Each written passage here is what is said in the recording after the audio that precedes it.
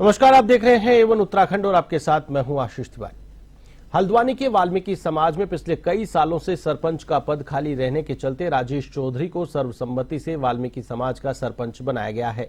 वहीं मंगलवार को आयोजित पत्रकार वार्ता में बताया गया कि वाल्मीकि समाज के सभी क्षेत्रों से आए चौधरी प्रतिनिधियों ने सर्वसम्मति से राजेश चौधरी को वाल्मीकि समाज का सरपंच बनाया है।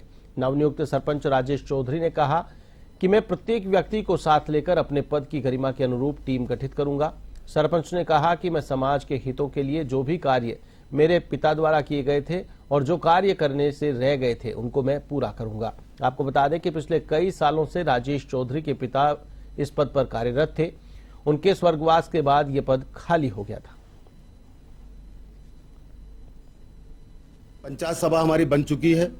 इसमें हमारे सारे चौधरी मौजूद हैं मेरे साथ में, और इसके बाद मैं चौधरियों के नीचे 5-5 सदस्यों की कमेटी गठित करूंगा, जिससे हर मोहल्ले में अगर चौधरी साहब हमारे किसी काम से बाहर गए हैं तो वो 5 सदस्य जो होंगे वो उस रूपरेखा पे काम करेंगे और वो ये बताएंगे कि किस मोहल्ले में वो किस घर में किस बच्चे को दिक्कत है, कौन बच्चा पढ़ पा रहा है, कौन बच्चा नहीं पढ़ पा रहा है, कौन नशे में है, कौन नशे में नहीं है। एक संस्था जो है समाज में जो फैली हुई कुरीतियां, नशा है, अशिक्षा है, क्योंकि सभी समाजों ने विकास किया है। वाल्मीकि समाज ने भी विकास किया काफी हद तक का, ऐसा नहीं है।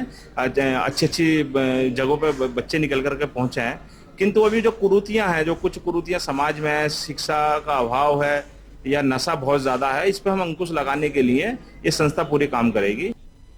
मसूरी में पर्यटन सीजन को लेकर पालिका सभागार में बैठक आयोजित की गई, जिसमें मसूरी शहर की सफाई व्यवस्था, पार्किंग, अतिक्रमण, गोल्फ कोर्ट और शटल सेवा को लेकर चर्चा की गई। नगर पालिका के सभासदों ने सड़क किनारे अनाधिकृत पार्किंग, पर्यटन सीजन में होटल और गेस्ट हाउस संचालकों द्वारा पर्यटकों से ओवर रेट लिए जाने का मुद्दा उठाया। वहीं माल रोड में अव्यवस्थित तरीके से गोल्फ कोर्ट के संचालन और मसूरी शहर के विभिन्न क्षेत्रों में अतिक्रमण को लेकर चर्चा की गई। मसूरी ट्रेडर्स एवं वेलफेयर एसोसिएशन के अध्यक्ष रजत अग्रवाल ने कहा कि मसूरी में गोल्फ कोर्ट को संचालित करने के लिए पॉलिसी बनानी चाहिए।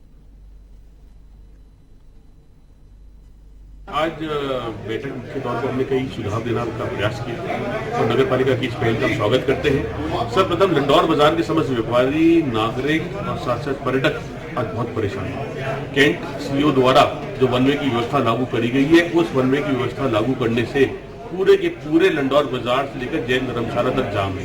इस जाम की स्थिति से ना लोग काम कर पा रहे हैं, ना लोग अपने घर को बाहर निकल पा रहे हैं। तो हमने सुझाव दिया कि वन वे को सुचारू करें, चाहे वो साउथ रोड का हो, चाहे वो लंडौर बाजार का हो, चाहे दुकान का।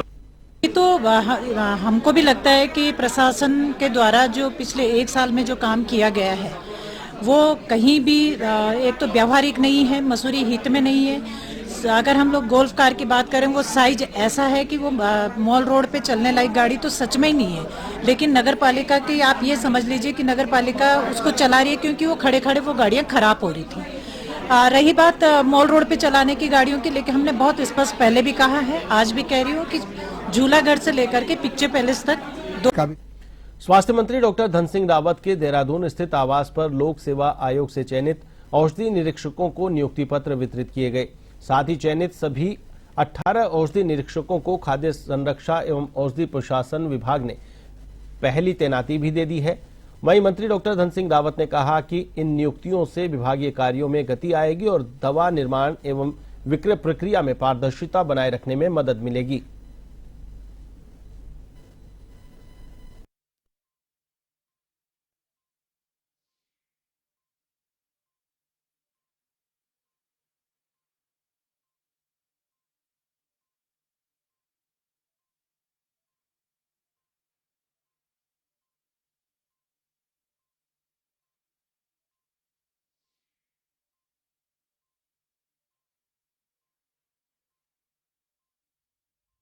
ड्रग एंड फूड डिपार्टमेंट में बड़ी कमी थी अधिकारियों की भी और कार्मिकों की भी। आज हमको 18 जो है अधिकारी मिले हैं और सभी लोगों को हमने उनको जिले आवंटन कर दिए हैं। अब मैं कह सकता हूं कि जो हमारे खाद्य सुरक्षा और औषधि प्रसारण विभाग की जो दिक्कतें थी वह पूरी हो जाएंगी और मैं सभी 18 के 18 जो हमारे अधिकारी और कार्मिक आज नियुक्ति पत्र हमने जिनको दिए हैं, मैं अपने विभाग की ओर से और मुख्यमंत्री जी की ओर से और अपनी ओर से सबको शुभकामनाएं भी दे रहा हूँ। और आज ही हमने सबको नियुक्ति पत्र भी दिए और अभी मैं इसी हफ्ते उत्तरकाशी जिले में भी जा रहा हूँ और चमोली जिले में भी जा रहा हूँ और रुद्रप्रयाग जिले में जा रहा हूँ। तीनों जिलों की मैं समीक्षा बैठक भी करने जा रहा हूँ और सभी यात्रियों से मैं कहना चाहता हूँ कि यात्री हमारी एसओपी का भी ध्यान रखेंगे और साथ में किसी को भी यात्रा में स्वास्थ्य विभाग की तरफ से कोई दिक्कत रहने वाली नहीं। मुख्यमंत्री पुष्कर सिंह धामी द्वारा प्रदेश के सरकारी विद्यालयों में पढ़ रहे छात्र छात्राओं को लैब ऑन व्हील्स के माध्यम से नो मोबाइल साइंस लैब की सौगात दी है। मुख्यमंत्री ने कैंप कार्यालय परिसर में मोबाइल साइंस लैब के विज्ञान मॉडलों का अवलोकन किया और नो मोबाइल साइंस लैब को हरी झंडी दिखाकर रवाना किया। पिछले वर्ष भी मुख्यमंत्री ने राज्य में 4 जिलों में चंपावत, अल्मोड़ा, देहरादून एवं पौड़ी के लिए मोबाइल साइंस लैब को हरी झंडी दिखाकर रवाना किया था। प्रोफेसर पंत ने कहा कि यह प्रदेश में परियोजना का द्वितीय चरण है, जिसके अंतर्गत शेष 9 जनपद उत्तरकाशी, टिहरी, चमोली, रुद्रप्रयाग, हरिद्वार, उधम सिंह नगर, नैनीताल, बागेश्वर एवं पिथौरागढ़ में किया जा रहा है।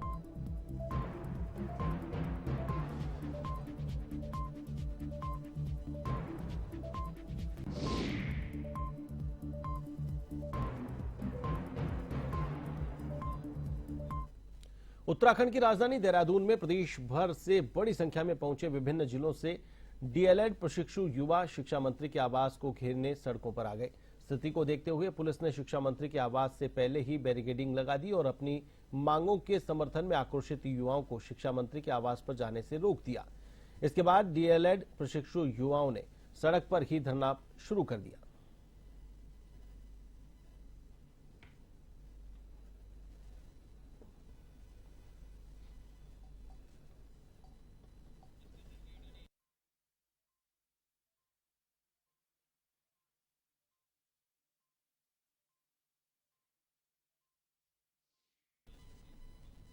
गर्मी बढ़ते ही अलकनंदा और मंदाकिनी नदी के संगम पर बसे रुद्रप्रयाग नगर सहित जिले के ग्रामीण इलाकों में पानी का संकट गहराने लगा है। आलम यह है कि प्राकृतिक जल स्रोतों में भी पानी की कमी के चलते जल संस्थान विभाग को पेयजल आपूर्ति को लेकर टैंकरों का सहारा लेना पड़ रहा है।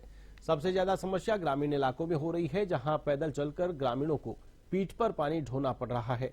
वहीं दूसरी ओर जंगलों में लग रही आग भी पेयजल स्रोतों के सूखने का बड़ा कारण माना जा रहा है।